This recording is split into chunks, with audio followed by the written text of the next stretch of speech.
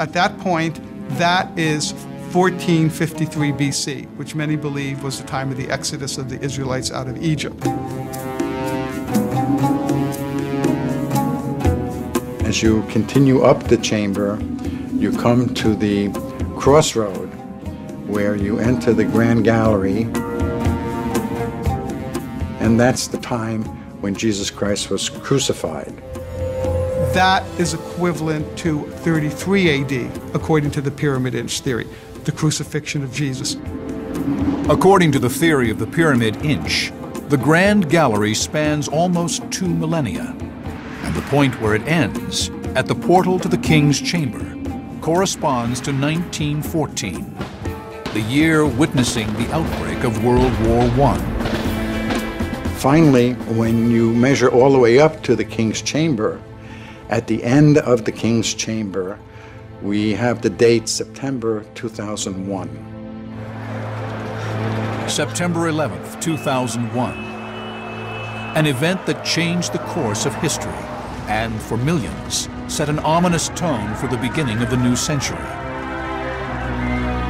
Did the ancient Egyptians actually foresee this pivotal event and encode their prophecy into the Great Pyramid?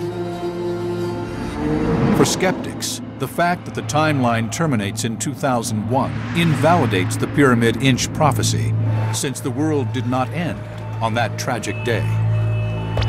But those who accept the pyramid inch theory contend that 9/11 set into motion an escalating series of events that will climax in worldwide nuclear annihilation. In the future, historians will look back on this day and say, this was the day that Armageddon began. But does the Great Pyramid truly predict this apocalyptic scenario? Skeptics say no. You started at an arbitrary point, you arbitrarily decided 2141 was the starting date, and you could go many different ways throughout the Great Pyramid. And depending on which way you go, you'll get different dates. You can come up with any date you choose. I could actually come up with today's date if I went to a certain passageway and ended at a certain place and show that today is the end date of the world. But people won't let go, and you still hear people talking about the pyramid inch. Could it be that the builders of the pyramid planted other clues to warn us that our end may be near? Has their doomsday prophecy been preserved by a secret brotherhood that still exists today? Egypt's Great Pyramid. Many believe this ancient wonder is not the monumental tomb of a pharaoh, but a doomsday calendar. They say the stone walls of these interior passages were designed with mathematical precision as a prophetic timeline that ominously ends at September 2001. Is the Great Pyramid a warning that 9/11 is the historical flashpoint that will trigger the destruction of the world as we know it? The Great Pyramid still has prophecies to reveal to us, and if we understand these prophecies in advance, we can connect the dots and avoid upcoming disasters. But the pyramid's purported timeline may be just one of several ways the ancient Egyptians communicated their doomsday warning to us.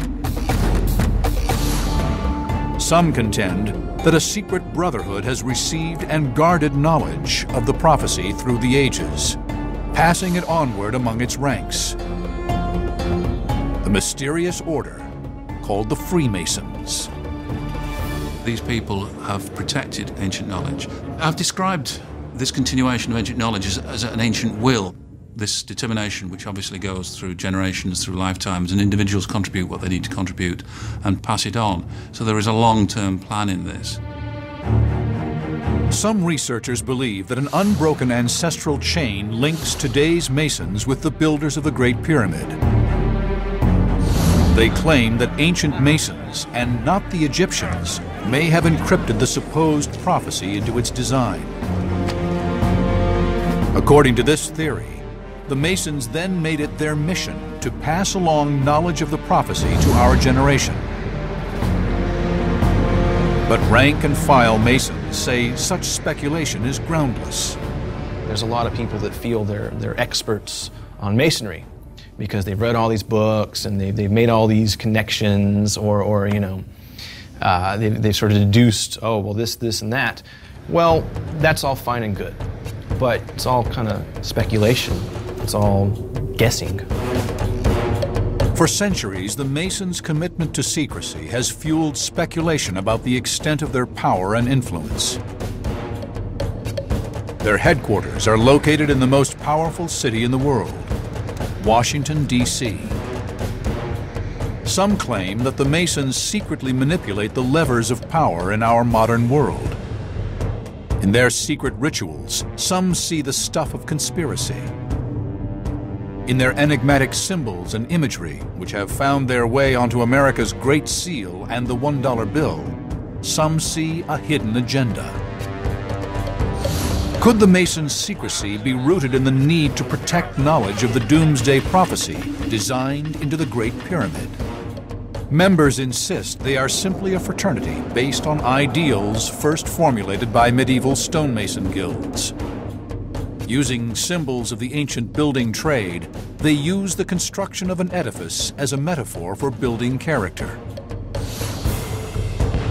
This came about because people were losing sight of their connection to the Lord, and they felt that having Freemasonry, the individual member could then grow much better and become a better human being rather than just going on a materialistic fashion. Today's Freemasons say that part of the Brotherhood's allure is a fraternal bond between today's Masons and their counterparts from antiquity. Linking present with past enriches the meaning of their mission. They say this connection is not literal, but figurative. But some researchers contend that the connection is a matter of historical fact. Early ancient Masons traveled to Egypt for the purpose of building this great altar to God. While they were in Egypt, they taught the Egyptians the plan of God as they were building the Great Pyramid. But those who believe that the Masons were prophets also think the Masons had a backup plan, that a code within the Great Pyramid may have been just one of two ways they devised to pass on their warning.